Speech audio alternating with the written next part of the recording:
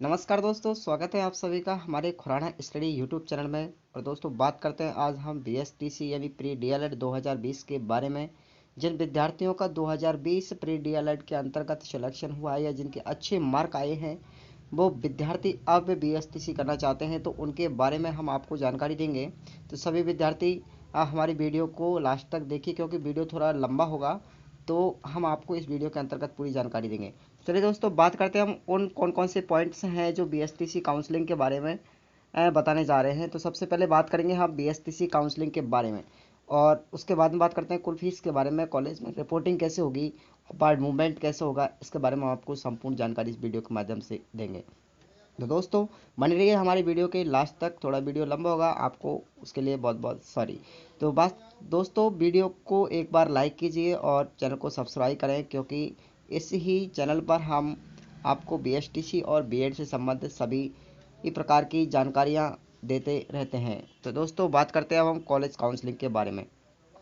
तो दोस्तों सबसे पहले कॉलेज काउंसलिंग करवाने के लिए जिन विद्यार्थियों के नंबर अच्छे आए हैं, जिनका कट ऑफ मार्किंग के अंतर्गत नंबर आता है, तो बीएसटीसी का आप जानते हैं रिजल्ट आ चुका है। अब आपको काउंसलिंग करवाने की बारी होगी। काउंसलिंग करवाने के लिए हम आपको कम से कम 3,000 रुपये का चार्ज देना पड़ेगा। आपको सबसे पहले ई मित्र के पास जाना होगा और ई मित्र के माध्यम से आपको काउंसलिंग करवानी होगी, यानी रजिस्ट्रेशन करवाना होगा। और रजिस्ट्रेशन के लिए 3,000 रुपये पे करना पड़ेगा। ठीक है गाइज। उसके पश्चात में जब आपका रजिस्ट्रेशन हो जाता है, उसके 2-4 दिन के बाद में आपको कॉलेज अनाउंस किए जाएंगे। और उन कॉलेज अनाउंस करने से पहले आपको कॉलेज फिलअप करना होगा, यानी कॉलेज चॉइस भरना होगा। और कॉलेज चॉइस के माध्यम से आपको 2-3 दिन के बाद में कॉलेज अलॉटमेंट कर दिए जाते हैं। और उन कॉलेज अलॉटमेंट के माध्यम से आपको वो टाइम लगता है कि आप first choice, second choice, third choice, यानी कि जब भी आप काउंसलिंग करवाने के लिए जाते हो, यानी कॉलेज चॉइस भरते हैं, तो आपको कम से कम राजस्थान के अंतर्गत 60 कॉलेज तो भरने ही पड़ेंगे। यानी कि आप 40 कॉलेज भी भर देते हो तो कोई दिक्कत वाली बात नहीं है। यानी कि कम से कम 60 कॉलेज, यदि 100 भी भर देते हो तो कोई परेशानी नहीं है। लेकिन जिन विद्यार्थियों के नंबर अच्छे हैं, उनके लिए जो कॉलेज चॉइस है वो नज़दीकी कॉलेज के माध्यम से एडमिशन मिल जाता है। अब बात करते हैं अब हम कि कॉलेज चॉइस करने के बाद आपको अलॉटमेंट कॉलेज मिलेगा। उस अलॉटमेंट कॉलेज होने के बाद आपको 3,000 रुपये तो आपने पहले भर ही दिए, लेकिन अब आपको रिपोर्टिंग कराना अति आवश्यक होगा। अब आप रिपोर्टिंग कराने के लिए आपको कॉलेज जाना पड़ेगा। अब कॉलेज में जाने के लिए आपको फीस की भी आवश्यकता होगी, लेकिन उससे पहले हम बात करते हैं कि कॉलेज में रिपोर्टिंग कराने के लिए आपको कौन कौन से डॉक्यूमेंट्स की आवश्यकता होती है। चलिए दोस्तों, बात करते हैं उन डॉक्यूमेंटों की जो आपको बहुत ज़रूरी है, क्योंकि इन डॉक्यूमेंट्स के बिना आपको कॉलेज में एडमिशन नहीं दिया जाएगा। पहली बात करते हैं वे कौन कौन से डॉक्यूमेंट्स हैं जो आपको ओरिजिनल दिखाने होंगे। ठीक है दोस्तों, तो ओरिजिनल डॉक्यूमेंट्स के साथ में आपको जाना है। कुछ डॉक्यूमेंट्स ऐसे हैं जिनकी जीरोक्स कॉपी भी आपको लेकर के जानी है। तो ओरिजिनल डॉक्यूमेंट्स के अंतर्गत आपको सबसे पहले 5 फ़ोटो, पासपोर्ट साइज़ 5 फ़ोटो आपको लेकर के जाना होगा। और उसके बाद में आपको 10वीं की मार्कशीट ओरिजिनल लेकर के जानी है। और उसके बाद 12th की मार्कशीट ओरिजिनल लेकर के जानी है। और जाति प्रमाण पत्र आपको ओरिजिनल लेकर के जाना है। और टीसी ये भी आपको ज़रूरी है, यानी टीसी आपको ओरिजिनल लेकर के जानी है, यानी कि आप जीरोक्स कॉपी लेकर के जाएं। उसके बाद में बोनाफाइड सर्टिफिकेट यानी कि मूल निवास प्रमाण पत्र भी आपको ओरिजिनल ही लेकर के जाना है। दोस्तों इन डॉक्यूमेंट्स को ओरिजिनल ले जाने के लिए वो सिर्फ कंफर्म करते हैं, वो अपने पास रखते नहीं हैं, रिटर्न कर देते हैं। और उसके बाद में आपको वो कौन से डॉक्यूमेंट्स हैं जिनकी फ़ोटोकॉपी यानी जीरोक्स कॉपी ही लेकर के जानी है और वो कॉलेज में जमा करवाने होते हैं। तो देखिए दोस्तों, आपको बीएसटीसी का जो एप्लीकेशन फॉर्म होता है वो भी आपकी जीरोक्स कॉपी लेकर के जाना है। उसके बाद बीएसटीसी में आपने कितने नंबर प्राप्त किए उसके रिजल्ट की जो जीरोक्स कॉपी है वो भी लेकर के जानी है। उसके बाद आपको कौन सा कॉलेज अलॉटमेंट हुआ है ये भी आपको लेकर के जाना है। उसके बाद है बैंक चालान ओरिजिनल कॉपी। बैंक चालान की ओरिजिनल कॉपी आपको लेकर के जानी है, यानी कि आपने जो भुगतान किया था कॉलेज रजिस्ट्रेशन के समय 3,000 रुपये का, वो भी आपको चालान लेकर के जाना है। उसके बाद में बैंक डायरी, अपनी बैंक डायरी की फ़ोटोकॉपी और राशन कार्ड की फ़ोटोकॉपी। ठीक है दोस्तों, उसके बाद में आपका विकलांगता या तलाकशुदा प्रमाण पत्र भी आपके पास यदि है तो लगा सकते हैं, और नहीं है तो कोई दिक्कत भी वाली बात नहीं है। उससे पहले मैं आपको एक बात बता देता हूँ कि रजिस्ट्रेशन करने के बाद में आपने जो वो भुगतान 3,000 रुपये का किया था, उसकी जो रसीद होगी वो आपको संभाल करके रखनी है। ठीक है दोस्तों, ये 3,000 रुपये का जो चालान है आपको स्कॉलरशिप फॉर्म भरने के लिए अति आवश्यक होगा, क्योंकि आपको स्कॉलरशिप उठाना अति आवश्यक है यदि आप SC ST और OBC के अंतर्गत आते हैं तो। ठीक है दोस्तों, और अलॉटमेंट लेटर भी आपको रखना है, क्योंकि इस अलॉटमेंट लेटर के बिना आपकी रिपोर्टिंग नहीं होगी।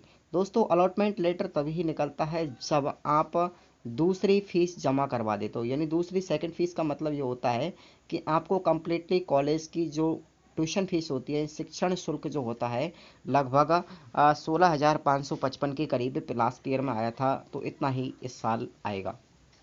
ध्यान रखना है, 16,555 रुपये ये अलॉटमेंट फीस होती है। यह आपको जमा करवाने के बाद में BSTC कॉलेज अलॉटमेंट लेटर जारी किया जाएगा। इससे पहले जब तक आप फीस जमा नहीं करवाओगे ये कॉलेज अलॉटमेंट लेटर नहीं मिल पाएगा, इस बात का ध्यान रखें। तो आपको फीस की व्यवस्था किसी भी तरीके से करनी है। यदि आपकी फर्स्ट काउंसलिंग की डेट निकल जाएगी उसके बाद फीस पे नहीं कर पाओगे और आप BSTC से हाथ धोकर बैठ जाओगे।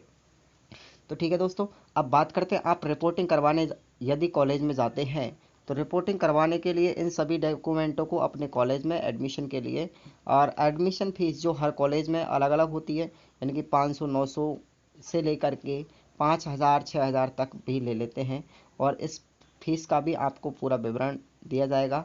और उसके बदले में आपके लिए बैग, अपनी यूनिफॉर्म और अपनी जो डायरीज होती हैं जो BSTC के में ज़रूरी होती है, वो अपने इंटर्नशिप वगैरह की जो डायरी होती है वो आपको दी जाती है, वो आपको कम्प्लीटली भरने के बाद आज जमा करवानी पड़ती हैं। इसलिए आपको कम से कम 5-6 हज़ार रुपये जब भी कॉलेज जाएं तो अपने साथ लेकर के जाएं रिपोर्टिंग करवाने के लिए।